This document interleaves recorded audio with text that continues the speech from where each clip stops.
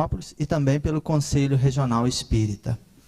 A gente está contando aqui com a presença pessoal de Itaúna, de Itapecerica, Nova Serrana, Divinópolis, tem até gente do Rio de Janeiro aqui, né? Teve a nossa divulgação teve muita abrangência, até gente do Rio veio para cá. E a programação está com algumas pessoas. Nós vamos ter algumas palestras e alguns debates sobre o assunto comunicação social espírita, divulgação da doutrina espírita. E para a gente fazer essa abertura, eu, em nome do Conselho Regional Espírita, quero agradecer a presença de todos e gostaria de chamar o Gilmar para fazer um pronunciamento inicial, dar as boas-vindas para o pessoal em nome da Aliança Municipal Espírita. Antes dele falar com vocês, o José Eustáquio, que é o presidente atual do Conselho Regional Espírita, nos ligou, comunicando que não poderia estar presente. Está ele participando de um outro simpósio sobre mediunidade fora daqui. Então, ele pediu que eu transmitisse a todos vocês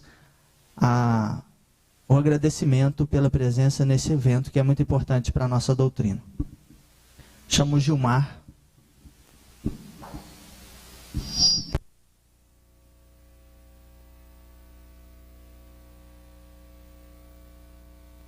Uma boa-vinda para todos aqui presentes. E o que nós pedimos nesse momento é a inspiração de Jesus, a fim de que, inspirado em Jesus, possamos realmente, nesse dia que nós passaremos aqui reunidos, possamos realmente levar para as nossas casas mais conhecimento, a fim de que possamos aplicar melhor no campo da comunicação social, melhor possamos apresentar a nossa casa dentro do contexto, dentro da nossa sociedade em que nós vivemos. Esse trabalho desse dia visa o aperfeiçoamento, no sentido de que realmente venhamos aplicar cada vez mais, no sentido de que a apresentação da nossa doutrina seja realmente coerente com Kardec e coerente no aspecto da aplicação, no que há de melhor no sentido da comunicação social, a fim de que a nossa doutrina seja exposta corretamente e dentro daquilo que melhor possa apresentar a doutrina espírita. E a nossa boa-vinda a todos vocês, que vocês se sintam bem à vontade e que aproveitem bastante essa parte da manhã, bem como a tarde, a fim de que possamos cada vez mais sairmos fortalecidos em Jesus e no crescimento cada vez mais nosso, bem como da doutrina espírita. Nós pediríamos ao senhor Smith de Itaúna que fizesse a prece de abertura.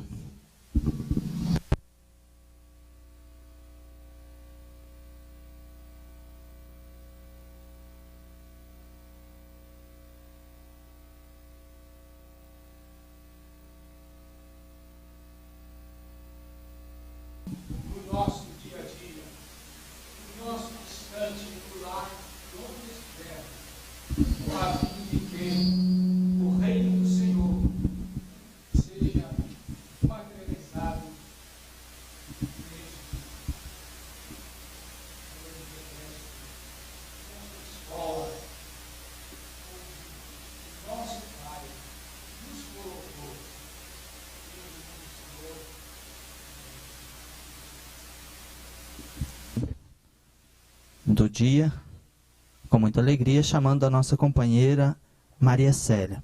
Maria Célia é militante da doutrina espírita, trabalha na área da educação e ela frequenta mais comumente o Centro Espírita Maria de Nazaré. Mas ela pertence à nossa Aliança Municipal Espírita, trabalha em várias áreas aqui, inclusive da assistência ao estudante. De vez em quando ela está aqui conosco, nos ajudando. Eu chamo a Maria Célia, ela vai falar para nós sobre a comunicação no processo evolutivo, essa comunicação.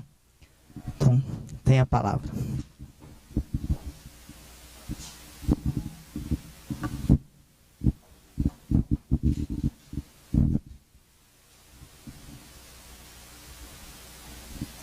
Bom dia a todos.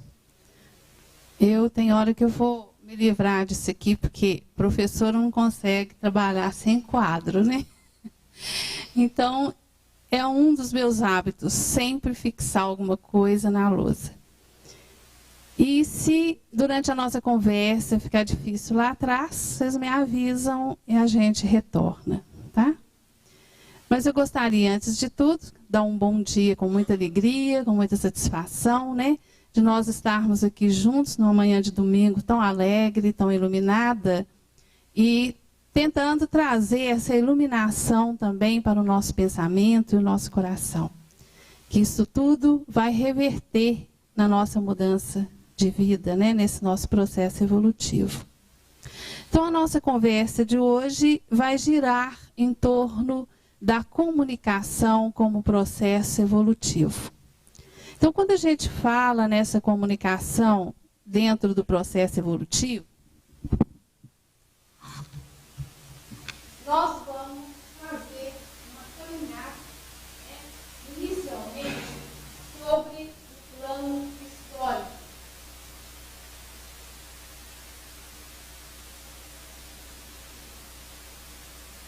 Então, nós vamos fazer essa caminhada, olhando a comunicação dentro do plano histórico, e depois nós vamos caminhar essa evolução. Então, essa mesma evolução, nós vamos trazê-la para o plano espírita. Como a caminhada, essa caminhada vai acontecer também dentro do nosso plano. É isso que nós vamos trabalhar nesse momento. Pode ficar fora da mão.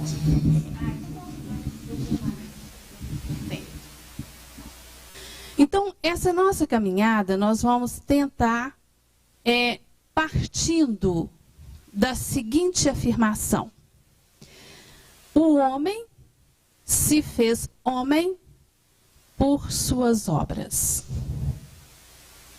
Então, nós vamos ver como que nós chegamos a essa afirmativa. Por que que o homem sempre se fez homem pelas suas obras? Vamos focalizar, idealizar essa palavra obra. Quando nós estamos falando de obras, nós estamos falando de toda aquela produção, de tudo que o homem produz, através dos seus meios de vida. É o que ele busca, o que ele cria através do meio seu de vida. Essa busca, essa produção, vai ser o quê? São todas aquelas ferramentas que ele utiliza para facilitar a sua convivência no mundo. E o que são essas convivências, essas ferramentas? São todas as técnicas que ele vai criando para facilitar a sua integração. Então, nessa questão de nós olharmos o termo obra, que é a produção, que são as suas técnicas, que ele vai descobrindo e criando nessa sua trajetória, nós chegamos a uma segunda afirmação, de que o homem cria não porque quer, nem porque ele gosta, mas ele cria porque ele necessita. Então, é para atender às suas necessidades, os seus desejos, que esse homem parte, então, para o desenvolvimento da sua criatividade. E para desenvolver essa criatividade, para atender às suas necessidades individuais, então ele tem que desenvolver, ele tem que procurar se socializar. Agora, socialização não é possível sem o uso da linguagem, sem o uso da comunicação. Porque a base de todo o processo evolutivo do homem está centralizado nesse poder de comunicação que está inserido na sua vivência dentro do mundo terreno. Com isto, nós concluímos que a história da humanidade demonstra um esforço constante na comunicação. Então nós vimos que o homem o tempo todo, ele procura, ele tenta passar o seu conhecimento, seja através da escrita, através do desenho, através dos gestos, através do olhar, a comunicação acontece. E que para cada evolução atingida, a comunicação evoluiu junto. Então, aonde o homem está inserido, onde ele está integrado, não tem jeito de evoluir sem carregar junto essa evolução comunicativa. Então, nós concluímos que da fragilidade do homem nasce a sua própria força. Que sentido tem essa fragilidade? Essa fragilidade está centrada nas suas necessidades. Então, dentro daquilo que ele necessita, que ele mais deseja, é dali que nasce a sua força de evolução, a sua força de comunicar com o outro, de interagir com o outro. Então, quando nós pensamos nesse homem primitivo, gente, voltando o nosso olhar lá para o tempo primitivo, o que nós sentimos disso aí? Que o homem, ele evoluiu, mas criando em torno de si uma dependência da natureza. Por que a dependência da natureza? Porque é da natureza que ele vai tirar, que ele vai buscar as suas ferramentas, evoluir as suas técnicas. E além de utilizar a própria natureza, ele utiliza também os seus próprios companheiros. Porque é nesta interação, nessa comunicação que se cria de um com o outro, é que nós vamos melhorando o nosso estado de vida e vamos melhorando a nossa forma de trabalhar neste mundo. Então, ele, criando essa dependência da natureza, o que o homem sentiu a necessidade? Ele sentiu a necessidade de criar o cooperativismo.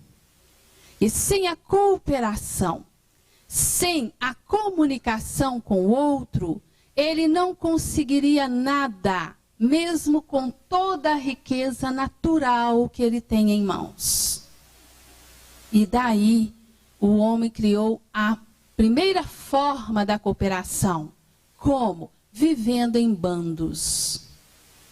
De uma forma, às vezes, animalesca, mas era uma forma de tentativa de comunicação. Depois, ele aprimorando essa cooperação no bando, ele foi criando leis, ele foi criando formas, estruturas melhores de convivência. Aí ele partiu para viver em tribos. E por aí foi melhorando essa articulação de trabalho de um com o outro. E nós sentimos que essa vivência do cooperativismo foi para atingir qual o objetivo? O objetivo da apropriação coletiva dos bens necessários à natureza.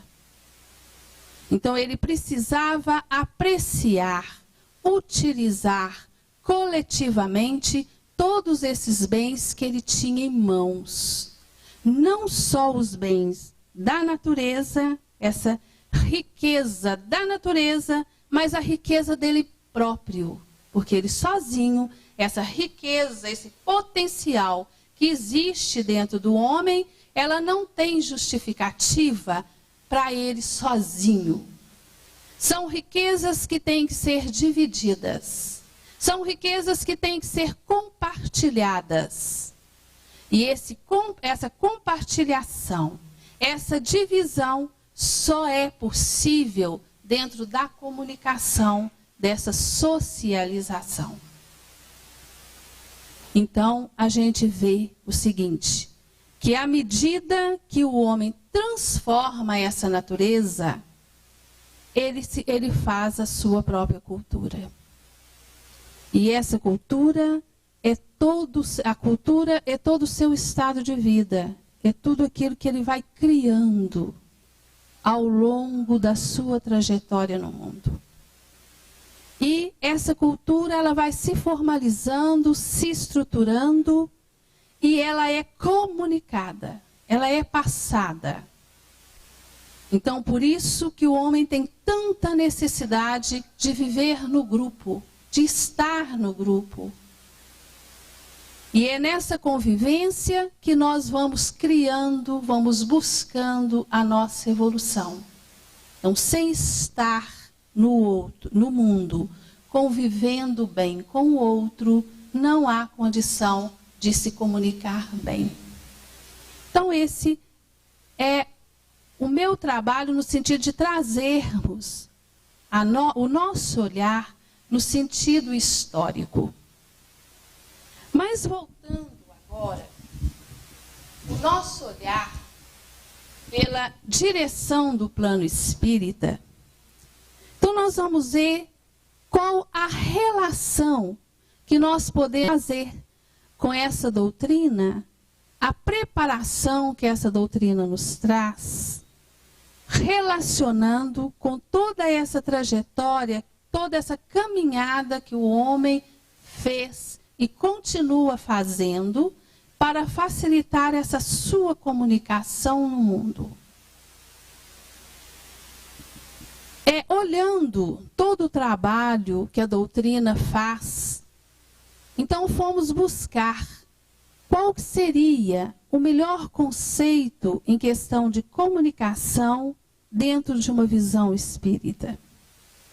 E encontrei a seguinte afirmativa: a comunicação é o veículo que possibilita ao homem participar ativamente de sua evolução, contribuindo de forma a acelerar ou retardar o seu progresso e daqueles que o cercam. Então vamos deslanchar a definição. Primeiramente, o que é a comunicação? Nós sabemos que comunicação vem do latim comunicare. Comunicare, que significa colocar em comum. Como que eu tenho a condição de colocar em comum o que eu vivo, o que eu descubro, o que eu busco, o que eu crio, através da nossa capacidade de entender e de se fazer entender. Então, essa capacidade de entender e de se fazer entender só é possível através do desenvolvimento de várias habilidades na minha vida. Então, algumas habilidades que nós podemos destacar. A nossa capacidade de conviver bem, a nossa capacidade de participar, a nossa capacidade de interagir com o meio. Nós sabemos que existem outras mais habilidades que nós temos que desenvolver. Mas nós vamos tomar como base esses 3 pontos que eu considero fundamental: o conviver bem, participar e interagir. Então, sem a convivência, sem eu desenvolver em mim essa facilidade de estar bem com o outro, de estar bem no mundo, não me traz condições de entender e de se fazer entender. Não basta nós estarmos no mundo. Eu tenho que estar com o mundo.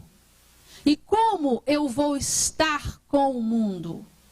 Através do convívio, através dessa participação ativa, que é o colocar a mão na massa. Não no sentido de só tentar trabalhar o outro, trabalhar as coisas, mas burilar a si mesmo. É a maior participação ativa. É o trabalho consigo mesmo. E depois essa interação com o meio. Eu saber me interagir com as pessoas e com as coisas. Então é por aí, nesse desenvolvimento constante, nessa transformação constante que eu tenho que fazer na minha vida, é que vai nos auxiliar nesse processo evolutivo da comunicação, para me fazer entender e saber entender. Aí, aqui eu retorno à nossa primeira afirmativa. O homem se fez homem pelas suas obras. Então é o que eu produzo, é o que eu faço, é o que eu trabalho. É por aí que eu vou me formalizando, que eu vou me estruturando como sujeito de toda a história. Porque quem faz a história é o próprio homem. E é o homem que faz também a sua própria história. Então essa obra, ela tem que ser uma obra responsável, uma obra feita com alegria, com conhecimento. Por que nós temos então que trabalhar todo esse processo dentro de nós para facilitar essa nossa comunicação? Porque atualmente nós vamos trazer para a nossa atualidade. Porque atualmente nós estamos vivendo a era das redes. O que é a era das redes? São fios que nós produzimos na nossa caminhada e cada fio vai ligando-se ao outro e é aí que nós vamos realmente produzir essa comunicação. Mas nesta rede de trabalho que nós temos de desenvolver na nossa vida, nós vamos confrontar com 3 sociedades do mundo atual. A primeira sociedade é a sociedade da informação. O que é a sociedade da informação? É essa rapidez que nós estamos sentindo no campo informativo. Pela internet, em poucos segundos você vai em qualquer lugar. Em poucos segundos você tem a informação que você deseja. Então essa é a primeira sociedade. Aquele grupo informativo atuante que está ali presente. A segunda é a sociedade do conhecimento, porque nós estamos vivenciando agora a era do conhecimento. Essa sociedade do conhecimento nós a traduzimos como a globalização. O que é essa globalização? É essa demanda, que deseja que tudo se torne global. Que seja uma situação mundial. É uma integralização. Não está havendo a divisão. Então, para essa globalização, para que nós possamos sentir integrado nesse processo, nós temos então o quê? Partir para o desenvolvimento do nosso conhecimento. O desenvolvimento do nosso intelecto. Porque nós vamos confrontar com a terceira sociedade, que é a sociedade dos aprendentes. São aqueles que estão ansiosos para desenvolver a sua cultura, aprender mais, estar sempre atualizado, estar sempre reciclando. Então, são as três sociedades que nós vamos confrontar. Por que nós temos que confrontar e ir trabalhando já a nossa mente no sentido de nos atualizarmos na nossa comunicação, nessa nossa interação no mundo. Porque essas três sociedades vão trazer reflexo, vão interferir em três campos importantíssimos na nossa vida. Primeiro, que é a parte da empregabilidade, o emprego. Segundo, a exclusão social. Terceiro, na convivência solidária. Por que na empregabilidade, no emprego? Justamente porque é o suporte da nossa referência de vida, para nós realmente conseguirmos viver nesse mundo, nós precisamos nos sentir úteis. Porque a definição do emprego não é unicamente nós ganharmos o dinheiro. O principal objetivo do emprego é fazer com que nós possamos nos sentir úteis na vida. E é no emprego, no trabalho, que eu vou descobrir toda a minha capacidade. É que eu vou descobrir os meus dons, as minhas facilidades para me sentir útil na vida. E por que nessa exclusão social? Na exclusão social, o homem, nesse trabalho para se sentir útil na vida, ele já esbarra com o problema da idade. Ele já esbarra com as dificuldades econômicas. E ele vai esbarrando com uma série de fatores que vão fazendo as exclusões, que vão deixando à parte. E isso vai fazendo com que o homem questione muito mais a sua vida. E nesse questionamento, ele sai à procura, ele sai à busca de uma saída para fazer com que a sua passagem seja utilitária. E além de ser utilitária, que ela também mantenha viva os seus desejos, a sua vontade de estar presente, de ser você mesmo.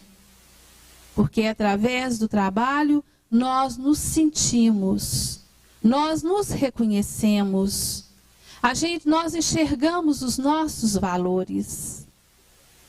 E é por aí então que nós vamos confrontar também com o problema da convivência solidária. Emprego, exclusão, busca solidariedade.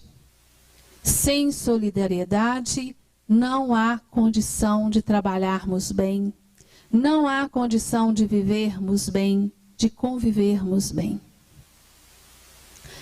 Então, com esse trabalho nosso, de estarmos presentes e de sermos úteis, nós estamos sempre na busca de uma qualidade de vida. Quanto nós já temos visto iniciado falar para nós, livros que saem, palestras que já foram feitas muitas e muitas vezes em cima da qualidade de vida.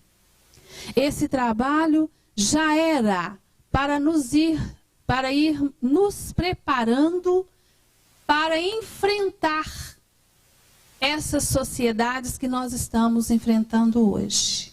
Essas 3 sociedades. Essa rapidez que nós estamos convivendo hoje. Se nós tivéssemos vindo trabalhando a nossa vida com qualidade, hoje nós teríamos mais facilidade para enfrentar toda essa mudança que acontece ao nosso redor. E, além de tudo isso, o mundo exige uma mão de obra também qualificada. Então, as ferramentas que o homem primitivo criava, idealizava, que seriam as suas técnicas de aprimoramento na facilitação da sua relação com o mundo, ele sempre foi trabalhando na questão de qualificar essa mão de obra, melhorar essa mão de obra. E hoje, mais do que nunca, nós estamos convivendo com essa necessidade, desse aprimoramento, que ele é fundamental na nossa comunicação. Se nós não trabalharmos essa qualificação de vida, essa qualificação do nosso trabalho, nós então vamos cair naquela estrutura do poder. O que é a estrutura do poder? É esse fortalecimento que nós vamos dando ao outro de poder sobre os outros, justamente pela falta dessa comunicação. Quantas vezes encaramos os conflitos como comunicação? Conflito não é comunicação. Conflito é justamente a nascente e a fortaleza dessa estrutura de poder. E só vamos quebrar essa estrutura de poder através dessa comunicação. Como? Aprimorando a nossa vida, aprimorando o nosso estado de vida nessa relação no mundo. Por isso que hoje nós ouvimos falar demais da transversalidade. Temas transversais. O que é a transversalidade, os temas transversais? É essa busca dos valores novamente. Porque o homem caminhou de uma tal forma, numa preocupação extrema com a técnica, que ele idealizou a sua vida, foi formalizando a sua vida numa estrutura muito materialista. Os valores ficaram de lado. Muitos valores jogados fora. E com essa preocupação excessiva com a técnica, eles esqueceram que de onde se tira, tem que colocar outro. Mas, mesmo que se pensasse em colocar outro, não conseguiram achar outro valor. É aonde nós convivemos com o vazio. Aonde fica vazio, nós perdemos a referência. E qual que é a nossa referência de vida? São justamente os valores. Os valores que vão despertar em nós esse respeito pelo mundo, esse respeito pelo seu semelhante. E através do respeito, nós vamos desenvolvendo uma variedade de valores que vão facilitar essa nossa convivência, essa nossa relação. Então, o Espiritismo, como ele se encontra na história toda que nós fizemos? Ele segue a linha da evolução do homem. Ele segue. O Espiritismo acompanha essa evolução. Ao mesmo tempo que ele acompanha, ele trabalha essa evolução. Porque é na forma desse trabalho de conscientização, de esclarecimento, de trazer para nós o conhecimento.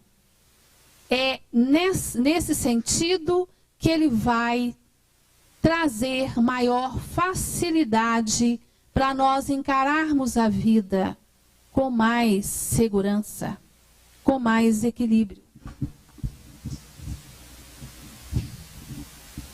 E dentro do Espiritismo, a comunicação é uma faculdade do espírito destinada ao aprimoramento contínuo através da vivência com outros seres. Então, nós só vamos articular esse trabalho de lapidação do nosso espírito através da convivência. E nessa convivência, o fundamental, o que está? É o uso da linguagem, que é o meio que nós vamos ter para nos comunicarmos, para passarmos ao outro tudo aquilo que me facilitou nessa convivência, nessa relação. Então, nós sentimos que viver é um desafio.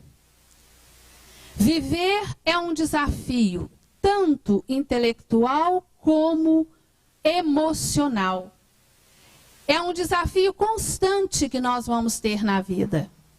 Constantemente nós estamos nesse desafio, em cima do intelecto, que é o desenvolvimento do nosso conhecimento, da nossa cultura, e do emocional, que está ligado aos nossos sentimentos, que é esse trabalho de limpeza constante que nós temos que fazer do nosso coração também. Então, essa higiene que o homem faz diariamente, do físico, ele tem também que fazer diariamente da sua mente, do seu coração, para que ele tenha condição cada vez maior de enfrentar esse desafio da sua vida. Então, nós somos aquilo que nós comunicamos. O seu olhar, o seu andar, os seus gestos, a sua forma de vestir, a sua fala, tudo vem carregado da comunicação, daquilo que você quer trazer de mensagem sua. Nós não temos jeito de escondermos o que queremos comunicar, porque tudo em nós mostra o que eu quero passar. Nós sentimos que podemos camuflar, mas não temos jeito de camuflar o que ocorre dentro de nós. Então, se nós somos essa comunicação, concluímos o quê? Que o mundo é comunicação. Porque quem faz o mundo, quem movimenta esse mundo, é o próprio homem. E ele movimenta, ele faz esse movimento no mundo através de cada atitude que ele toma, de cada comportamento que ele demonstra, pela sua personalidade, pelos seus hábitos, pelo sucesso ou fracasso no seu trabalho. Tudo é comunicação. Ou é um esforço que nós fazemos constantemente para atingir essa comunicação.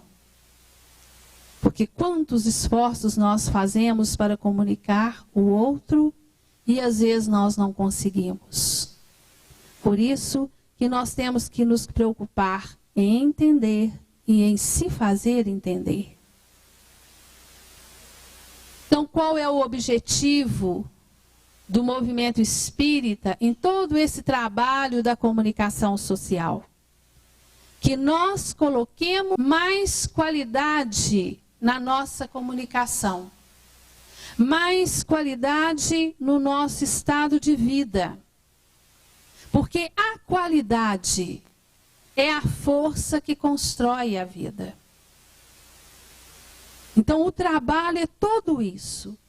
Através do Evangelho, através de todo o conhecimento científico, filosófico, pedagógico, social, é todo esse conhecimento que vai me trazer a abertura do leque do meu conhecimento para eu ter condição de entender tudo o que ocorre. E é aí que eu já vou começando a idealizar a minha vida, num sentido dela ter mais qualidade.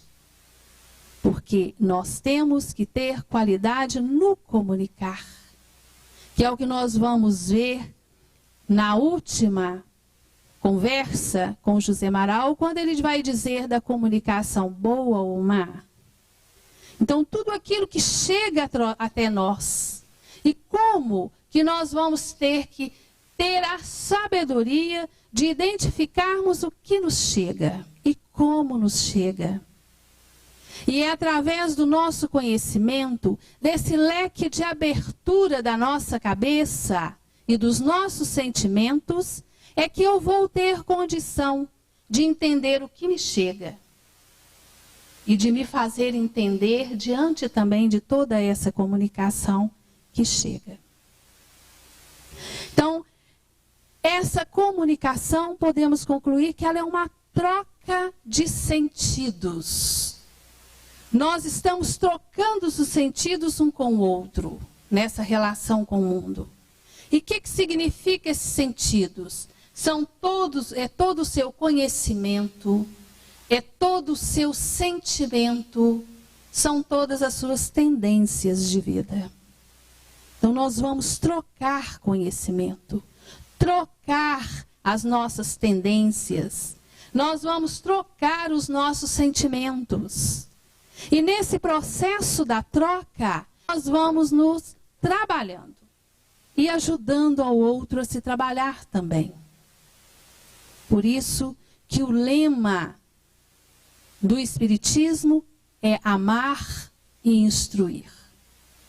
Nós temos que lavar esse nosso coração, transformar esse nosso coração. Mas não tem condição de transformar coração sem conhecimento, sem essa estrutura intelectual e se formando. Porque um precisa do outro. Nós não podemos ser só coração, como nós também não podemos ser só intelecto. Um depende do outro nesse processo da transformação, nessa busca da nossa renovação. Porque é o que nós estamos buscando nessa nossa relação com o mundo. E como concluímos tudo isso que a gente viu?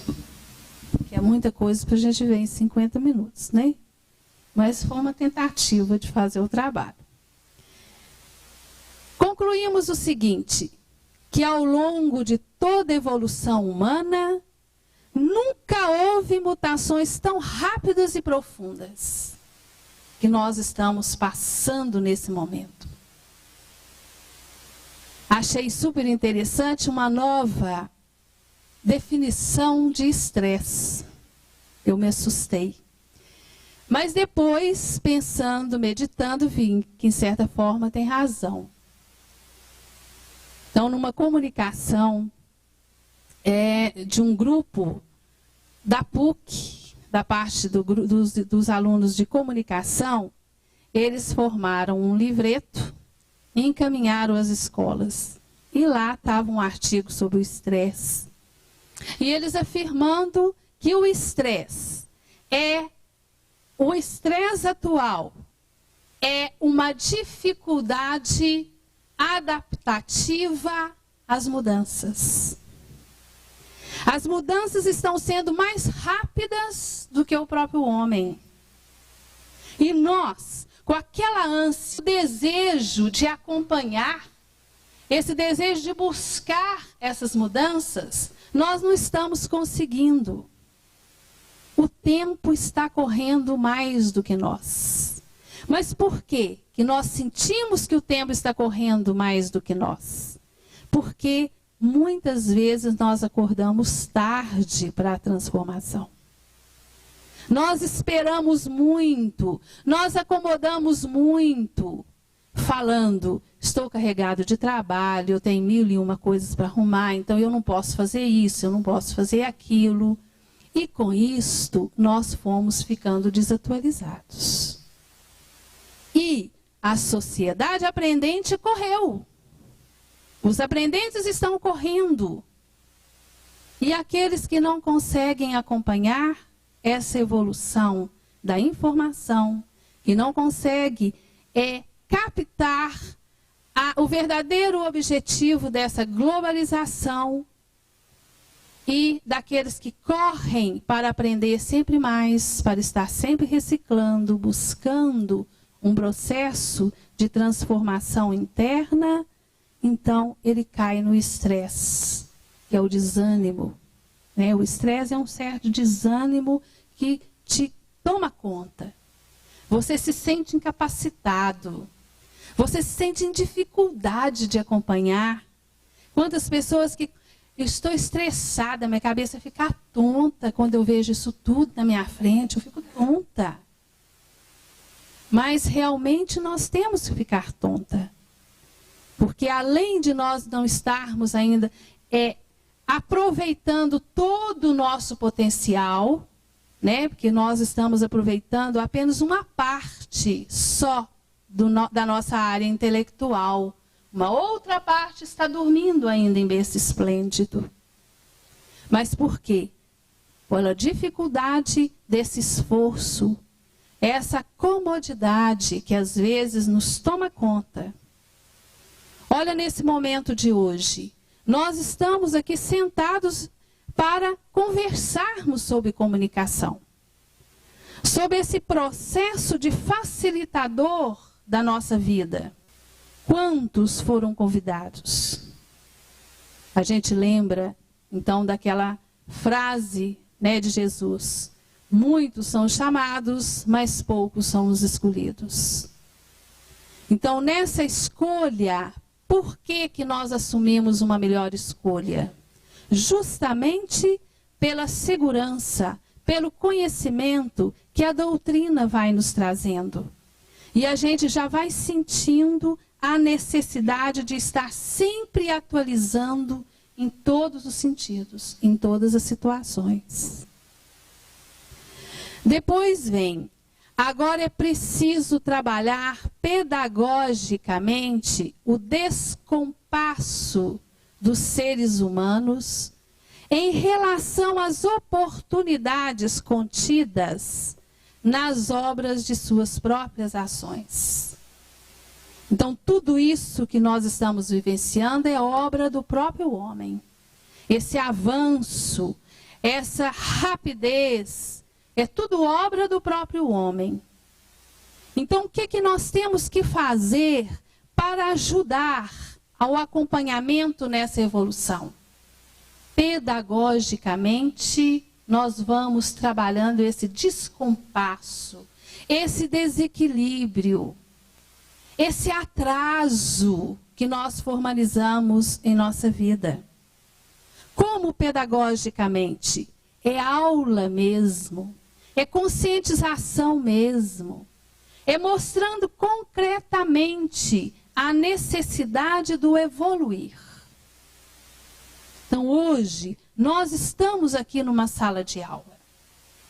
Eu estou aqui na frente, mas eu estou também aprendendo junto com vocês.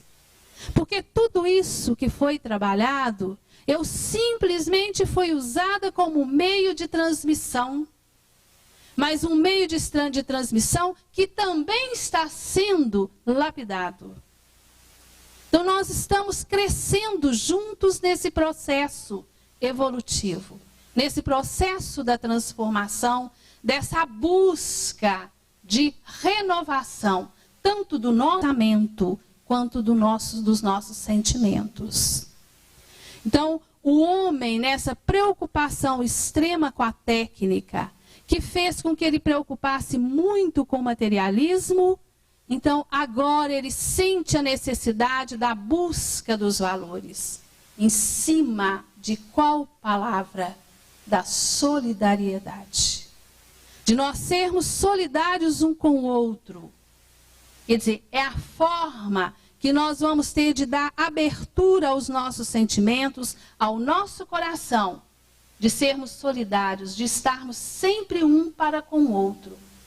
Isso que é o comunicar, isso que é a troca dos sentidos. Eu passar o que eu sei para o outro e o outro me passa o que ele sabe, porque nós não somos completos. Eu não sei tudo. Eu ainda tenho muita coisa para desenvolver. E aonde que eu vou buscar esse desenvolvimento? Onde que eu vou buscar o que eu ainda não sei? É através do outro, através do conhecimento da fala do outro. Porque cada um percebe por um ângulo, e esses ângulos é que vão dando abertura para eu fechar aquilo que eu preciso conhecer melhor. O atraso passou, sobretudo, sobretudo, das mentes e do coração. Então, esse atraso que nós sentimos, que traz esse descompasso, que traz essa dificuldade nossa de equilíbrio nessa relação com o mundo, está justamente nessa renovação que nós precisamos fazer na nossa mente e no nosso coração. E isso só é feito através daquele trabalho pedagógico. O que é o trabalho pedagógico? Através da educação. Educação hoje significa vida. Se eu não me educo, eu não vivo, eu vegeto. Se eu não me educo, eu dificulto cada vez mais a minha relação com o outro. Se eu não me educo, cada vez mais eu me torno um sujeito desafiável. Eu me torno um sujeito desequilibrado, desorganizado. Porque é a educação que me traz a organização de vida. É a educação que vai me trazer segurança. É que vai me fazer ser mais. A preocupação maior deve ser em ser, não em ter. Porque o ter é a consequência do seu trabalho de ser. E a hora que você, sendo cada vez mais, tem esse ter nas suas mãos, você vai saber administrar com alegria, com amor, com caridade, essa riqueza que você tem nas suas mãos. Se eu não elaboro bem no meu interior de vida a questão do ser, eu não vou saber administrar o ter. Então, por isso que o Espiritismo trabalha muito conosco no sentido de nos comunicarmos essa facilidade, de nos trazermos esse conhecimento para trabalharmos esse nosso ser, esse nosso estado de vida. Então, ninguém hoje em dia encontra um lugar ao sol na sociedade do conhecimento sem flexibilidade adaptativa. Eu tenho que ter flexibilidade de me adaptar às situações. É o famoso jogo de cintura que eu tenho que ter. Então, nós temos que ter jogo de cintura em tudo que vier à minha frente. No mundo não cabe mais gente alienada. Gente que se conserva na sua opinião e não muda o passo. a vida exige um movimento. E esse movimento é na busca do melhor. E o melhor é essa minha adaptação. Porque constantemente nós temos que adaptar as situações. Então, toda essa conclusão, aonde que eu busco? No livro que se intitula Reencantar a Educação. Porque é a preocupação atual. A educação perdeu o encanto. Ninguém está preocupado, muitas pessoas não estão mais preocupadas com a educação. É levar a vida de qualquer jeito. Então, quando se pensa na busca dos valores, nessa facilitação, nessa harmonia comunicativa da sociedade, então só é possível através desse reencanto novamente, pelo processo do educar. Então, esse reencanto nós temos que produzir no nosso lar, no nosso trabalho, no nosso grupo de amigos, em toda situação que eu estiver. Eu senti o valor desse processo na minha vida. É um livro de Hugo Asman.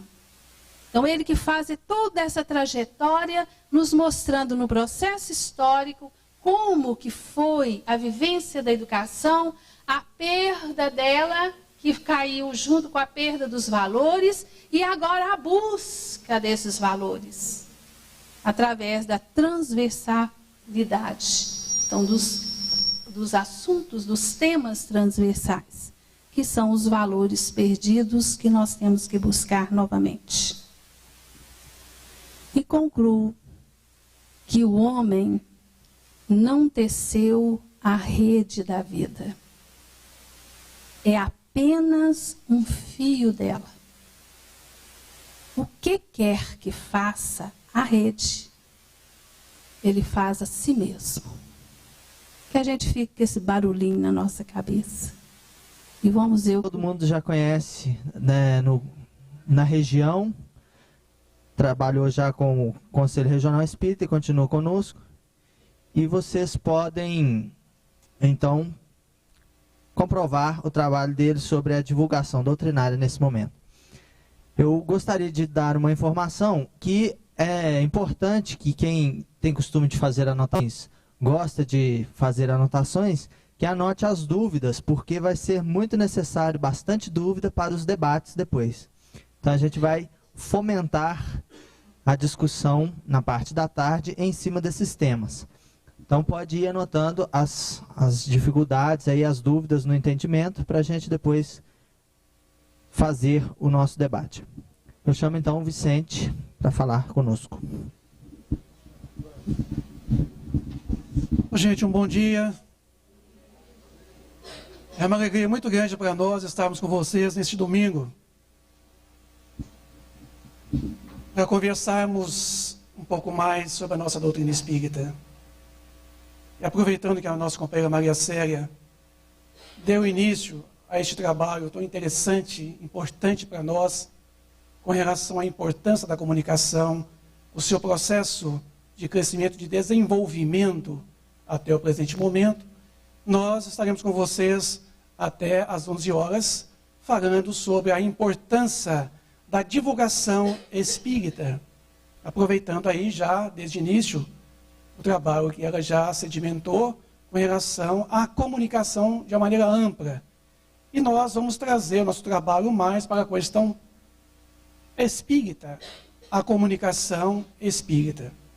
Então, para isso, a gente vai desenvolver o trabalho através de lâminas, para que facilite para mim e para vocês que também estarão ouvindo o desenvolvimento do trabalho com relação à questão da divulgação.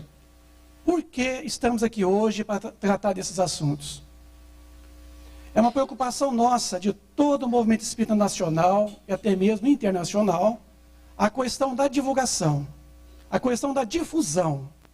Como ficou demonstrado a importância da comunicação, agora a gente vai mostrar dentro da seara espírita a importância Por que a comunicação? Por que utilizar os meios? E por que a difusão espírita? Nós vamos recorrer à literatura de Allan Kardec, o livro Obras Póstumas, iniciando nosso trabalho essa manhã, dizendo o porquê, então, da comunicação espírita. Nós vamos acompanhar através das lâminas.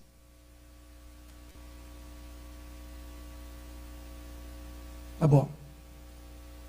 Kardec, no livro Obras Póstumas, no projeto 1868, diz: um dos maiores obstáculos que podem travar a propagação da doutrina espírita é a falta de unidade. Essa já era a preocupação do Kardec. O único meio de evitá-lo, se não no presente, pelo menos no futuro, é formulá-la em todas as suas partes e até nos menores detalhes, com tal precisão e clareza que toda interpretação divergente se torne impossível. Esta foi a maior preocupação do Kardec com relação realmente ao futuro do Espiritismo. Se não pudesse, naquele presente momento, há 142 anos atrás, que pelo menos no futuro era importante o quê? A unidade, a busca da unidade. E ele sabia que se ele não estruturasse muito bem a teoria espírita e a colocasse numa ordem metódica, nós poderíamos fazer com ela o que nós fizemos com o Evangelho de Jesus, deturpando-o, nunca alterando a sua essência, mas alterando a sua interpretação. Assim, Kardec procurou formular a teoria de tal forma que não daria brecha para ninguém tomá-la e modificá-la. Agora, as interpretações são variadas. Cada um de nós temos a condição de interpretar segundo o nosso modo de ver e de entender as coisas.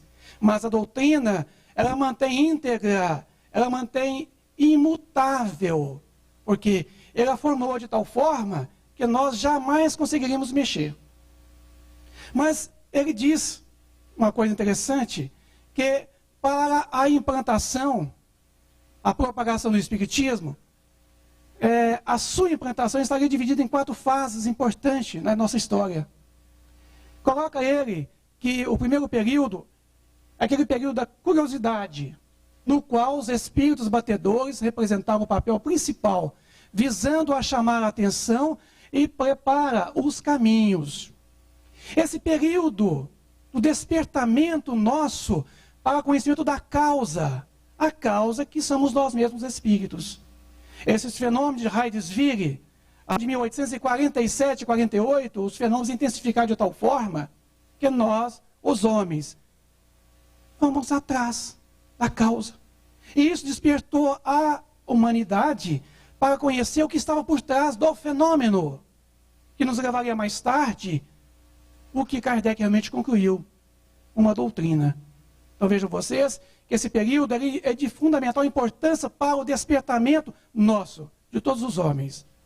Há uma segunda fase em que ele coloca que é a observação, no qual entramos e que assim pode ser chamado o período filosófico. O Espiritismo é aprofundado e se depura, tende para a unidade de doutrina e se constitui em ciência. É aquele período em que Kardec, ora, tomou conhecimento dos fatos, quando Fortier, um velho amigo dele, o convidou para que ele pudesse participar das reuniões de magnetização que aconteciam em sua casa. O Hippolyte Léon Denisard Rivaio, que na verdade ainda não era o Allan Kardec, o pessoal de Allan Kardec, ele se interessou profundamente pelos fenômenos. E foi estar justamente nesse segundo período, que é o período filosófico, quando ele conhece, conclui e tira realmente disso aí uma doutrina. E no dia 18 de abril de 1857, ele publica a primeira edição de O Livro dos Espíritos, em 501 perguntas. Foi esse período, chamado período filosófico, é que realmente o Espiritismo começou a ser revelado para nós, através da espiritualidade, formando um corpo doutrinário, a doutrina espírita. Ele fala de uma terceira fase, que é a admissão, no qual o Espiritismo ocupará um lugar oficial entre as crenças universalmente reconhecidas.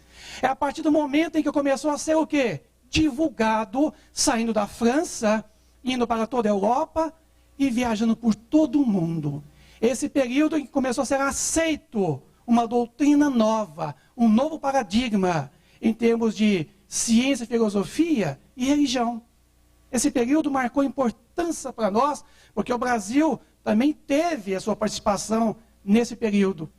E foi justamente que assentou essas bases filosóficas e científicas e com consequências morais, e que hoje estamos vivenciando de uma forma bem diferente da onde originou essa doutrina. Porque a França é o berço, mas o Brasil é justamente aonde estabeleceu essa doutrina. O último período em que ele coloca, que é um período muito importante, a influência sobre a ordem social, então, sobre a influência dessas ideias, entrará a humanidade em novo caminho moral.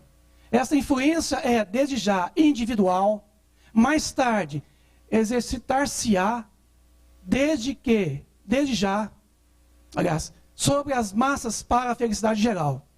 Quer dizer, mais tarde, exercitar-se-á sobre as massas para a felicidade geral. Ele coloca que esse período é o período definitivo, em que a humanidade, uma vez conhecido que a doutrina espírita, logo ela entrará numa nova fase, uma fase definitiva, a fase da regeneração. Essa fase em que nós estamos já a caminho dela. Essa fase que ora inicia, essa fase em que está dizendo que essa influência sobre todos nós, essa influência que vem a cada um de nós, individualmente, ela vai assambarcar toda a sociedade e trazendo um novo conceito, um conceito moral. E é importante a gente aqui dizer uma coisa muito interessante. Por quê?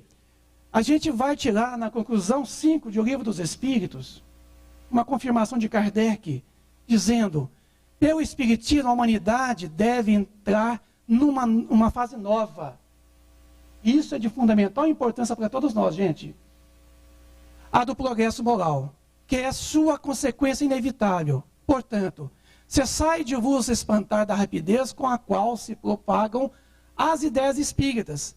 A causa está na satisfação que elas proporcionam a todos que as aprofundam e que nelas veem outra coisa que um fútil passatempo. Então, a conclusão que ele faz é que o Espiritismo veio para ficar. Como diz Jesus lá, eu os parto, mas não os deixarei órfãos. Rogarei o Pai vos enviará um outro Consolador, a fim que fique convosco eternamente. O Espírito de verdade que o mundo não pode ver porque não o conhece. Mas vós conhecereis, porque estará em vós e permanecerá convosco. Isso é importante. E esse permanecerá convosco é justamente essa fase em que a humanidade adentra, a fase da regeneração, em que nós tomamos o conhecimento, ela mora em nós e depois sai de nós em palavras, em pensamentos, em atos e ações. E é importante a gente verificar que Kardec, no seu projeto de 1868, ainda dizendo que 2 elementos eram de suma importância para o futuro do Espiritismo. E que 2 elementos seriam esses? É o que ele está dizendo. O estabelecimento teórico da doutrina e os meios de popularizá-la. Kardec sabia que através da codificação decorreria todo o quê? Todo um ensino, toda uma pedagogia do ser humano. Todo um processo de educação capaz de fazer com que o homem pudesse se autotransformar, renovar-se, mudar de comportamento.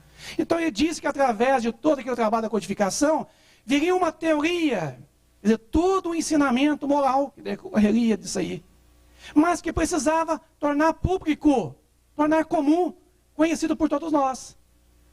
E aí, ele nos fala que é importante que para a instalação disso, de tudo isso, ele precisava de quê?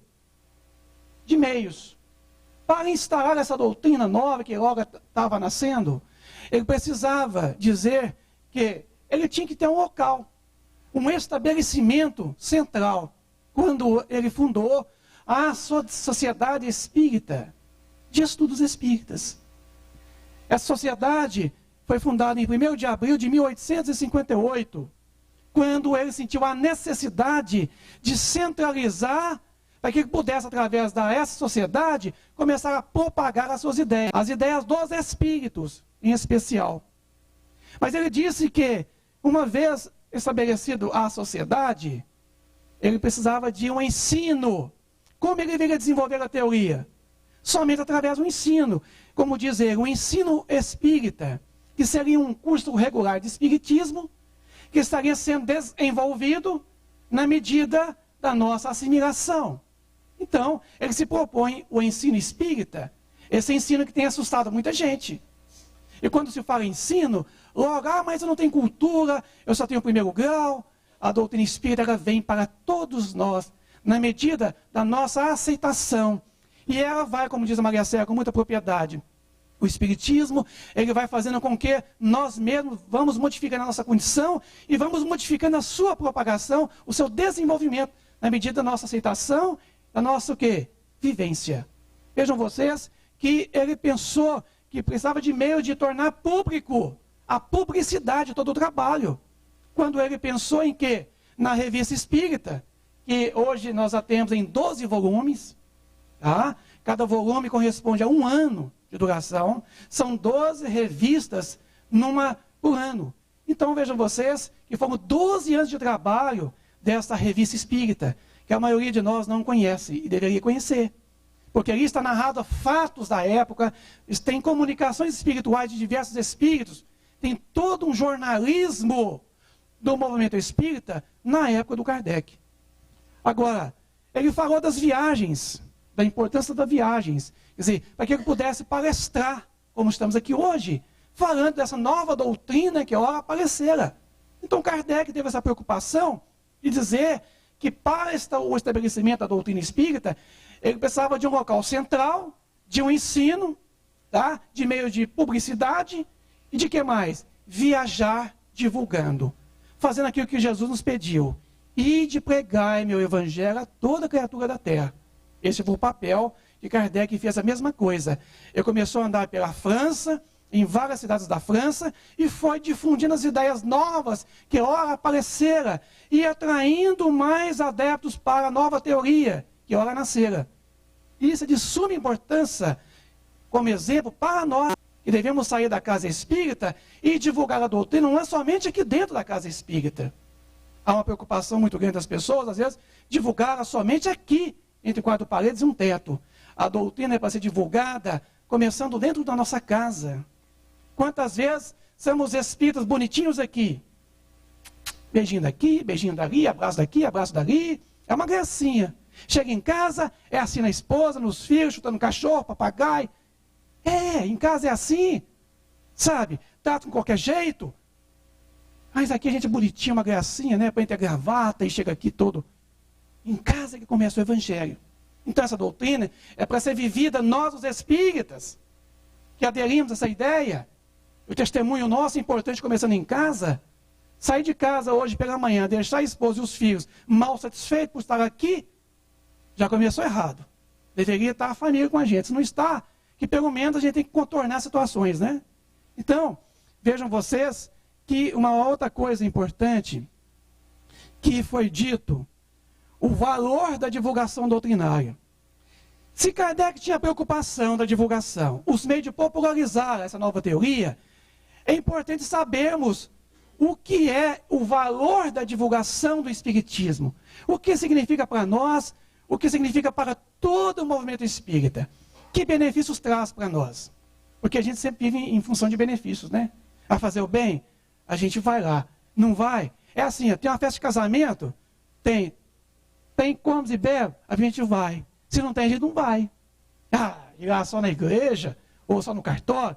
Esse negócio não vou não. Tem churrasco, churrascada. Tem galinhada, a gente vai. Tá vendo? Assim também é importante a gente estar movido, mas não movido pelo estômago, mas movido pelo quê? O nosso psiquismo, a nossa inteligência, a nossa moral. Nosso ego. É importante estar movido. Movido em quê? Naquilo que realmente vai nos trazer uma satisfação, mas não fisiológica, uma satisfação espiritual. E estamos aqui para isso. É importante descobrir, então, que valores são esses que a divulgação traz para nós e para todo o movimento espírita. Vamos lá. Melhorando o indivíduo, pode fazer que haja na Terra mais solidariedade, paz e amor. Então, a divulgação tem essa finalidade. Uma vez absorvida, conhecida por nós temos toda uma condição para poder vivê-la, viver plenamente. Então, uma vez que mude o indivíduo, muda o homem, muda a humanidade, haverá na Terra aquilo que o Evangelho propõe. A Terra será possuída pelos mansos e pacíficos, porque esses herdarão a Terra. Então vejam vocês que a importância da divulgação é para isso. É para que nós tomemos o conhecimento e possamos o quê? Nos autotransformar, graças ao conhecimento que a doutrina nos proporciona em tempos de hoje. Então vejam vocês, está aí uma importância muito grande, mas temos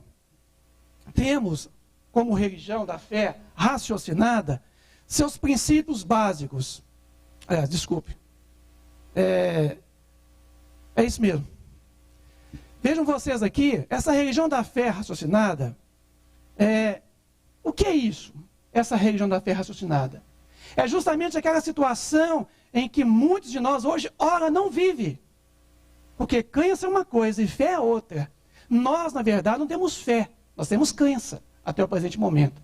Porque damos crédito às comunicações dos espíritos. Fala assim, é de Emmanuel? Aceito de mão beijada. É de André Luiz? É disso, é daquilo, é daquele, é de outro. A gente aceita de mão beijada. Aí que está o perigo. Por ter outros André Luiz. Pode ter outros Emmanuel, como tem. Tem outros Allan Kardec dentro do movimento espírita. Discografando por toda parte aí. E de repente, vamos estar aceitando um Allan Kardec lá. Não aquele Hippolyte. Outro André Luiz. Essa credibilidade é importante? É fundamental? Sim. Ora, precisamos ter a fé raciocinada, para que nós tomemos a lição, a conhecemos e por nós dizemos, eu não tenho fé, mas eu sei. Porque fé verdadeira é quando nós temos a afirmação por nós mesmos. Eu sei. Eu não somente dou crédito, mas como eu sei. Eu sei é a verdadeira fé. A fé raciocinada que propõe realmente a doutrina espírita. Então vejam vocês que esses seus princípios básicos, eles precisam ser compreendidos para então se traduzir em vivência. Como posso eu se não o conheço? Como posso eu se não interpreto racionalmente? Como eu vou viver? Porque alguém fez e demonstrou para mim? O exemplo é importante sim. A palavra convence, o exemplo arrasta. Mas é importante que eu me convença. Eu mesmo me convença de que eu não estou aqui porque alguém me convidou, porque eu li Nosso Lar de André Luiz, achei lindo. Li Paulo Estevão, achei maravilhoso. Estou aqui porque eu também quero ser um Paulo Estevão. Eu estou aqui porque eu quero, de livre e espontânea vontade. Estou aqui porque eu quero essa autotransformação. E eu vou encontrar em mim mesmo. Diz Kardec no livro Gênesis, a nova era, ou era nova. Não será o espiritismo que fará a transformação social, mas a renovação que fará de nós mesmos uma necessidade. Quer dizer, não é o espiritismo que vai mudar a gente. Se alguém está esperando o Salvador aí, na pessoa do Espírito da Verdade, vai chegar e vai salvar o que Jesus não salvou da primeira vez, não vai ser da segunda, não. Então não será o espiritismo que fará essa transformação num passo de mágica, mas a nossa renovação que fará de tudo isso uma necessidade. A nossa renovação, a nossa transformação interior fará de tudo isso uma necessidade constante. Então, o espiritismo, sim, ele tem um poder de moralizar, de transformar, mas é nós que estamos fazendo a transformação. Seria simples, né? O segundo advento do Cristo viria. Gente, deixa comigo. É só vocês acreditarem em mim e eu os mudo de uma noite para o dia. Eu os transformo em santos. Estava pronto, não estava? Para que estávamos aqui hoje o dia todo ouvindo? Não precisava, porque ele veio a primeira vez, não deu certo. Ele prometeu um outro. E tem gente achando que esse outro viria agora a salvar mesmo. E vai salvar, e definitivamente não vai salvar ninguém. Porque o Espiritismo é uma doutrina de responsabilidade individual. É um elemento que transforma a gente na medida em que a gente caminhe junto ao que ele se propõe. Como diz Maria Célia. É nessa caminhada é que nós vamos autotransformando, ele vai adentrando a gente, vai modificando a gente, e a gente vai o quê? Vai tornando ele cada vez mais conhecido, mais público, mais notório. É na medida em que nós estamos vivenciando, é que a maior divulgação é a nossa vivência, é que vai demonstrando o quanto a doutrina entrou em nós e está saindo de nós. Vejam vocês, seguindo aqui as colocações de Kardec,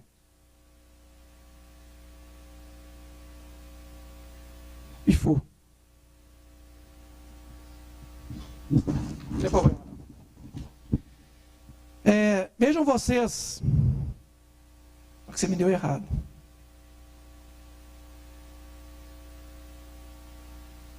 Tá certo.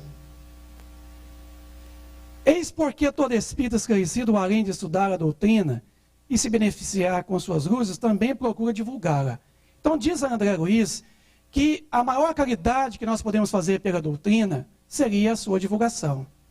Tá? E a nossa vivência, o nosso exemplo, o nosso modo de ser e de viver, é que o maior veículo de divulgação da doutrina. Porque vai demonstrar para todos o que realmente ela fez conosco. Tá?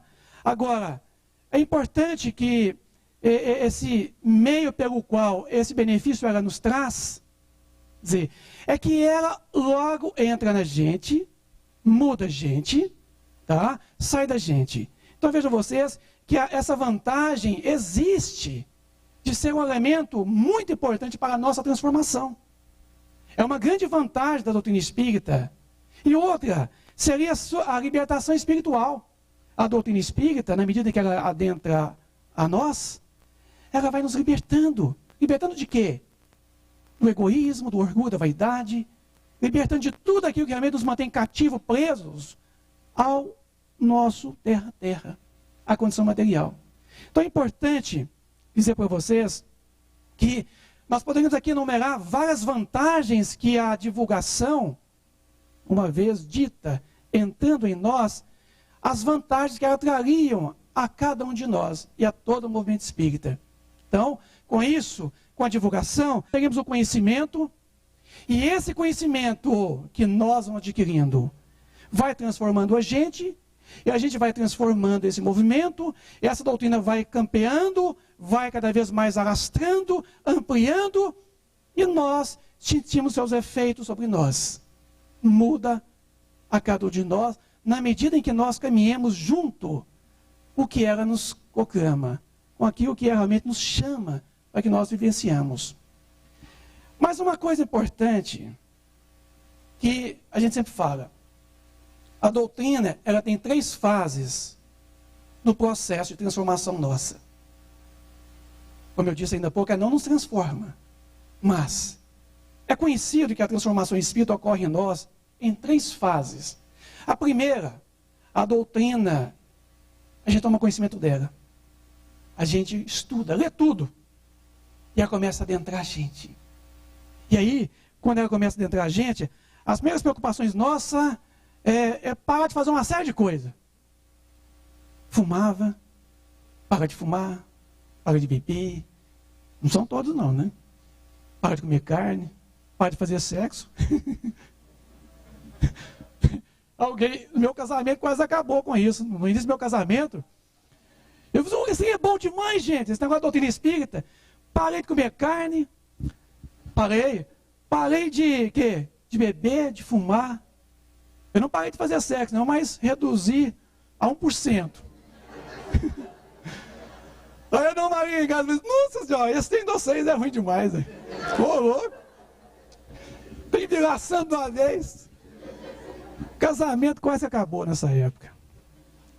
Porque eu achei que eu tinha que transformar aquele Vicente grosseiro, né, viciado em cigarro, Eu não gostei de beber, mas tomava uma cervejinha, um whiskyzinho.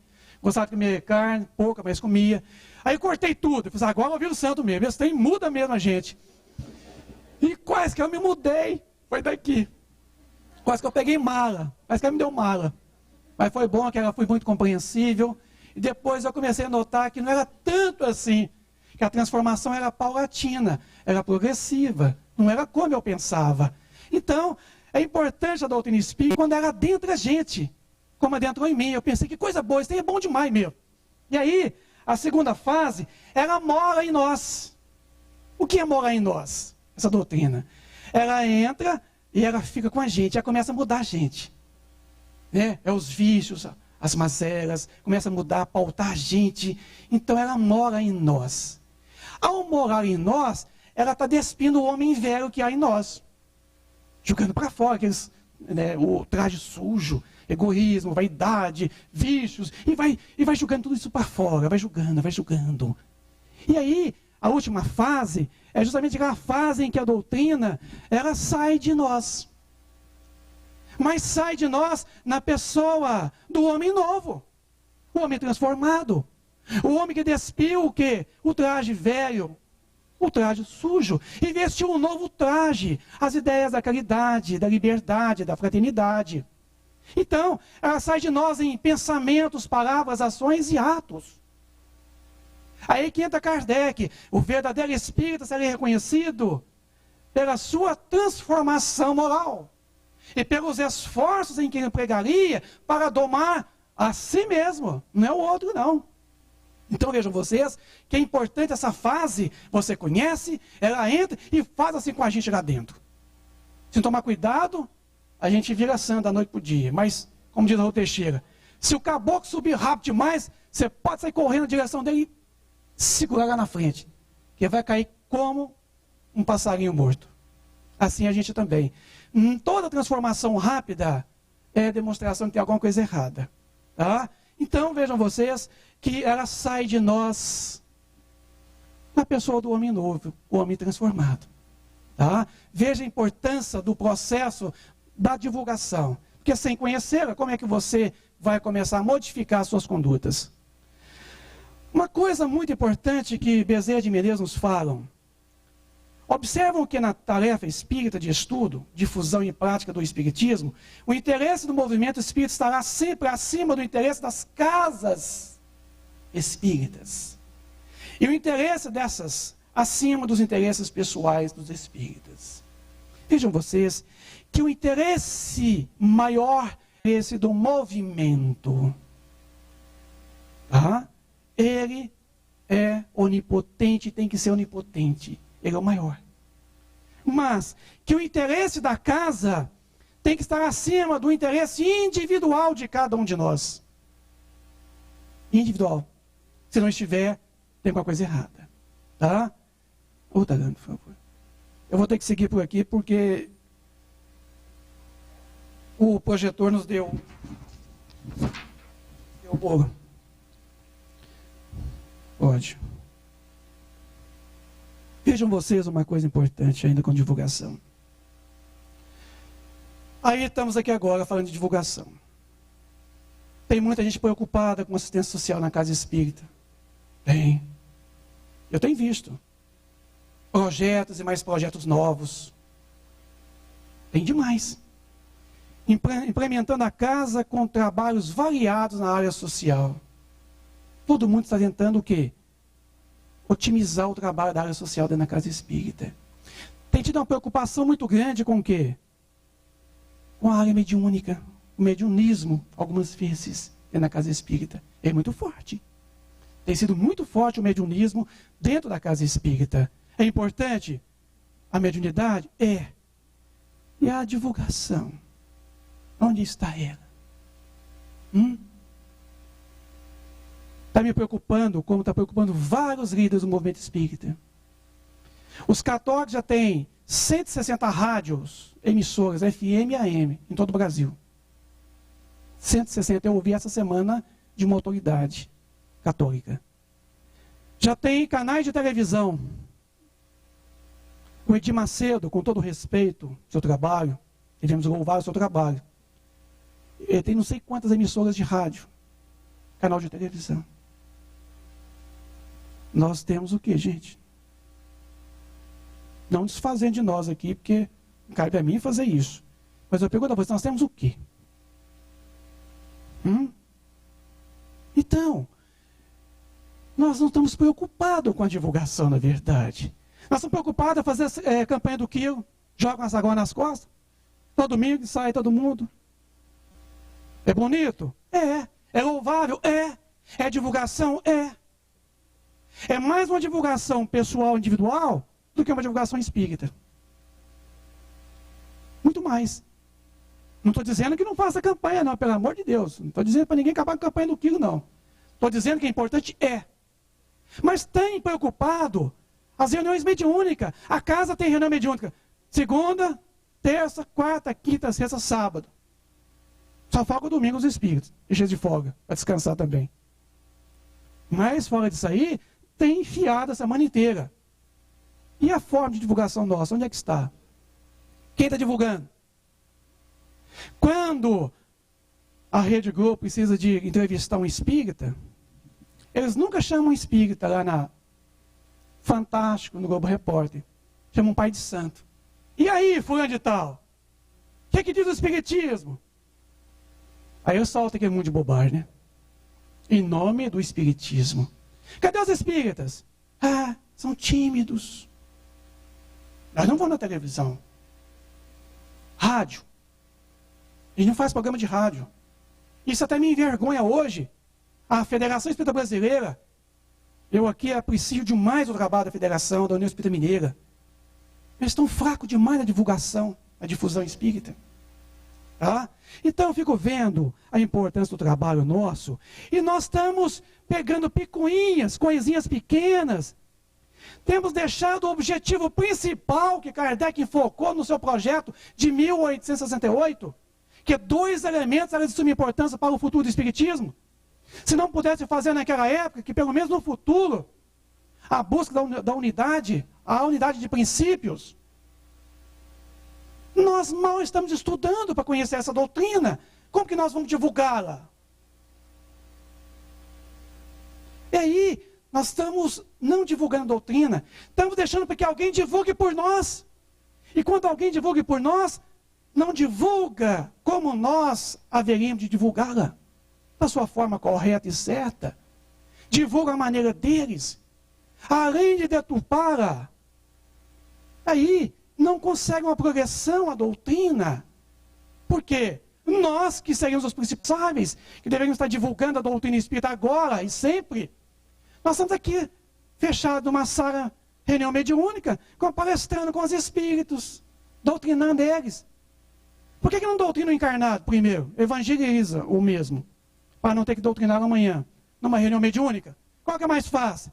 Evangelizar o homem agora, para não ter que doutrinar amanhã os espíritos encarnados. É festival, né? Não, mas é bom na reunião mediúnica, a gente bate um papo com eles e doutrina. Doutrina nada. Doutrina nada. E estamos preocupados demais com esse mediunismo cego, ferrenho, dentro da casa espírita, que emberrou e não sai, não transforma, não modifica. A área social nossa, nós estamos fazendo aqui que os católicos já fizeram e já largou de mão há muito tempo. Eu sempre falo, é importante, é a área social, é muito importante. A questão social, o católico faz, o protestante faz, o ateu faz, o governo faz, e é atribuição específica dele fazer, no artigo 203, 204 da Constituição Federal. Tá? O artigo 195 da Constituição Federal define a Seguridade Social, os nossos impostos que pagamos, estão pagando imposto demais, é para isso. É para trazer bem-estar à sociedade, educação, saúde, saneamento básico, habitação, transporte. Não estão trazendo, porque nosso dinheiro está indo para a Suíça e para outros lugares mais. E aí fica nós aqui, os espíritos salvadores da pátria. Vamos acabar com a fome e a miséria do mundo. Desde o tempo do Cristo tem fome e miséria, meus companheiros. E Jesus jamais teve essa pretensão de acabar com a fome e a miséria daquela época. Ele nos constitou. Tome sua cruz. Quem quiser salvar-se, tome sua cruz e siga-me. Então, a gente fala a mesma coisa. A doutrina nos concita a mesma coisa. Nós estamos perdendo tempo demais com esse manancial de ensinamento que é a doutrina espírita. Não estamos divulgando. Alguém está fazendo por nós. É interessante que um texto que eu extraí aqui, do Evangelho segundo o Espiritismo, em que o Espírito de Verdade fala: não ouvis já se agitar a tempestade, que deve dominar o velho mundo, e não nada a soma das iniquidades terrestres? Ah, bendizei ao Senhor, vós que haveis posto vossa fé à sua soberana justiça, e como novos apóstolos da crença revelada pelas vozes proféticas superiores, e de pregar um dogma novo da reencarnação e da elevação dos espíritos, segundo tenham bem ou mal cumprido suas missões, e suportado as suas provas terrestres. Não vos amedronteis. Olha que coisa bonita.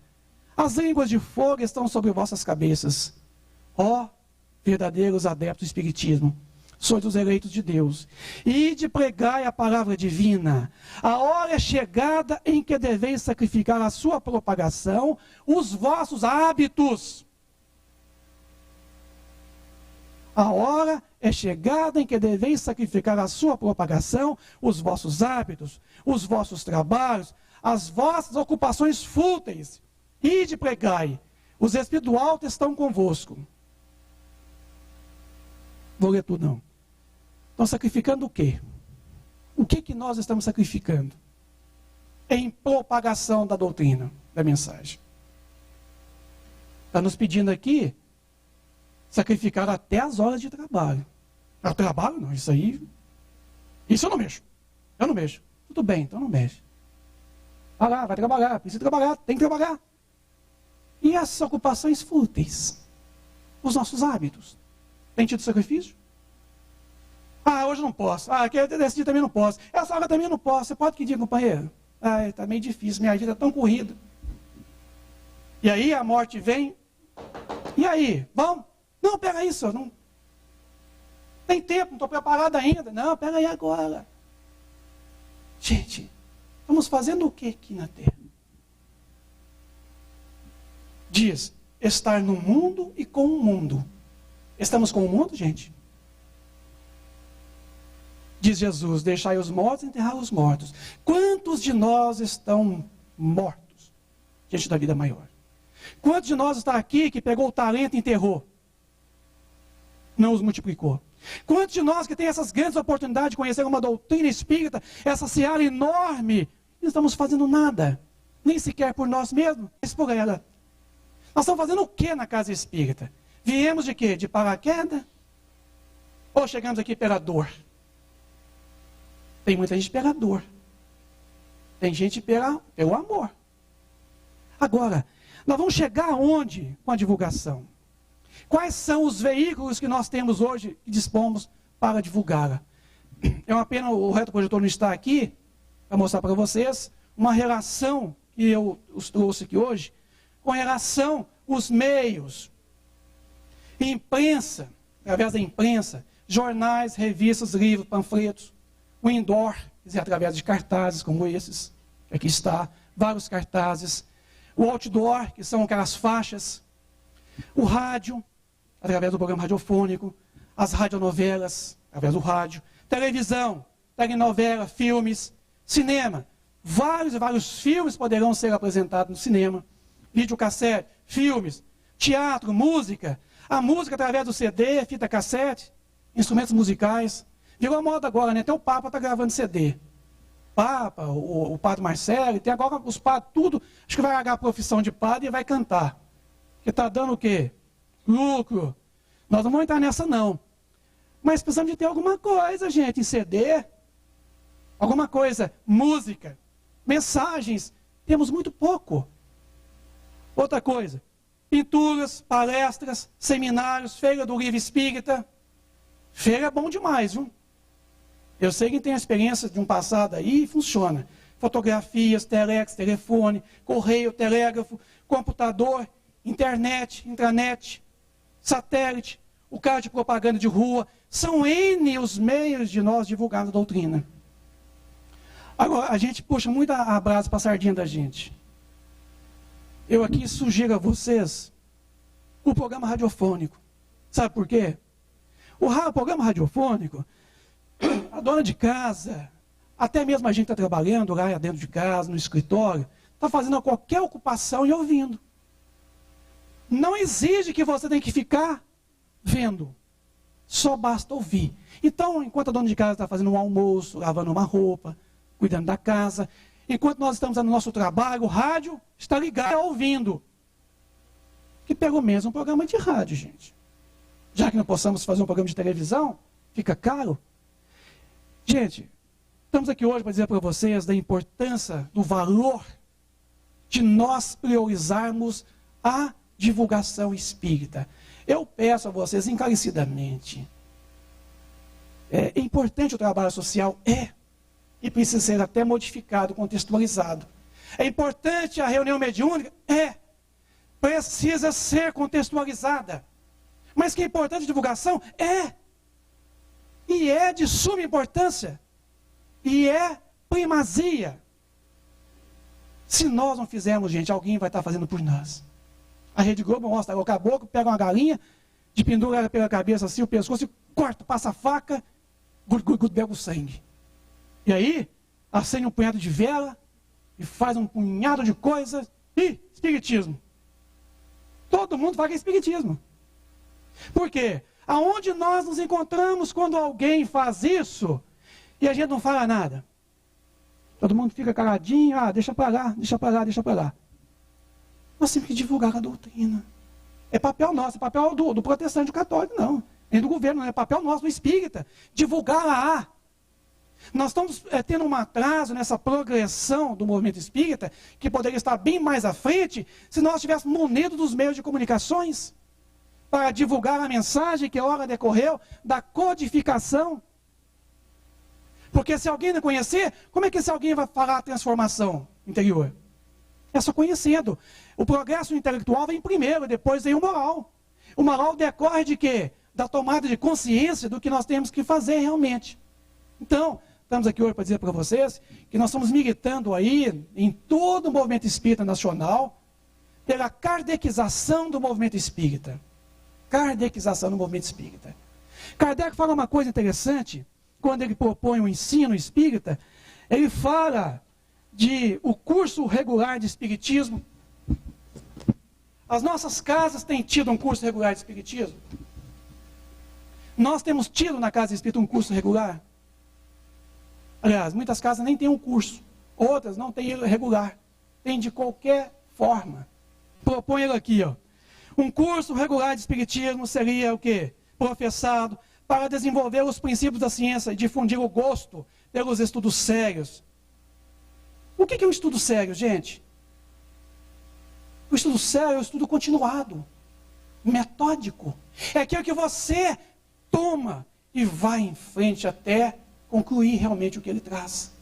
Diz ele ainda, esse curso teria adeptos esclarecidos, capaz de espalhar as ideias espíritas e desenvolver grande número de médios. Considera esse curso como de natureza a exercer capital influência sobre o futuro do espiritismo e sobre as suas consequências. As nossas casas não têm um trabalho metódico de estudos, de aulas, de ensino. Não tem. Só a palestra não basta. Nós temos que fazer dessa casa uma escola realmente, onde vamos implantar o quê? Aquilo que a Maria Célia falou com muita propriedade, implantar a educação espírita. Quer dizer, como ela disse que a educação, ela está perdendo o seu encantamento, realmente está perdendo. Porque a educação, somente ela é capaz de o quê? De nos proporcionar a nossa mudança interior. Sem ela, ninguém muda. É através desse processo de esterilizar, de tirar de dentro para fora. É o que ela disse. Esse encantamento que está perdendo o processo que hoje a gente vive. A educação espírita é a mesma coisa. O que é a educação espírita? Não é a educação diferente das outras, não. Ela vem a sambarcar realmente todos os segmentos sociais, filosóficos, científicos, de consequências morais. Não se estuda doutrina espírita na casa espírita. Estuda Ramatiz, sem criticar Ramatiz. sou até leitor dele. Estuda Pietro Baldi, também não critico, eu sou estudioso dele. Criticam Kardec, mas não criticam o quê? Um Ranieri, um Luiz Sérgio. Só lê André Luiz. Nunca leu Kardec. Espera aí, aprende Espiritismo com André Luiz? Eu duvido. Aprende Espiritismo com Ramatiz, com Pietro Baldi? Eu duvido que aprenda. Agora, eu certifico para vocês que com Allan Kardec nós vamos aprender Espiritismo. Porque ele é o codificador, ele é o ponto de base, o alicerce. Então, precisamos kardecizar o nosso movimento espírita hoje e sempre, como diz Bezerra de Menezes. Agora e em todos os tempos. Então não percamos tempo, gente. A hora está chegada. Tá? A responsabilidade é nossa. Como diz o Evangelho, as línguas de fogo estão sobre as nossas cabeças. Ide. Não tem mais as armadilhas que colocavam para lobos. Porque as armadilhas para lobos só pegarão os lobos. Então quer dizer, aquilo que nós deparamos na nossa trajetória, não nos preocupemos. Porque quem vai cair nisso aí é quem na verdade não está o quê? Embasado. Mas se nós embasarmos aqui na codificação kardeciana, creia de vocês, companheiros, nada modificará a nossa proposta. Diz aqui ainda, só para fechar, diz Mateus, o homem que ergueu sua casa sobre a rocha, que é o homem o quê? O homem prudente. Pegou sua casa e fincou sobre a rocha. Veio a chuva, veio o vento, veio o rio e não a derrubou. Mas o homem insensato, o homem imprudente, aquele que edificou sua casa sobre a areia, aí veio a chuva, o vento e assolou. Quer dizer, se a nossa conhecimento, se a nossa opinião não for estruturada em cima de Kardec, qualquer outra opinião modificará a nossa posição. Se nós tivermos Kardec, Allan Kardec, na ponta da língua, no nosso dia a dia, dentro da casa espírita, nada mudará a nossa opinião. Nada. Então é isso que precisa. Os espíritas precisam descobrir Allan Kardec. Precisam descobrir e polir Leon Denis Rivail, esse grande pedagogo que nos trouxe essa doutrina de luz e amor. Tem alguém tirando ele de dentro da casa espírita. Estão tirando. Uma vez que outras filosofias estão adentrando aqui dentro da casa espírita. Kardec está perdendo espaço. Meu Deus, é triste isso. Por que movimentos hinduístas, que vieram lá de tão longe, estão infiltrando em nossa região? Campeando a nossa região? Por que hora nenhuma fala de Kardec? Fala de Sai Baba, Dalai Lama. Fala de tudo. Não vê na boca das pessoas o nome Allan Kardec, hora nenhuma. Vê N autores. Pelo amor de Deus, não façam isso. Não deixe tirar Kardec dentro dessa casa espírita, não, gente. Não deixa. Nós seremos responsáveis na medida em que outras filosofias adentrarem aqui e Kardec perdeu o seu espaço. O prejuízo é nosso. Não estou aqui desfazendo o trabalho dos outros, mas eu estou valorizando o nosso trabalho, que nós não estamos dando valor.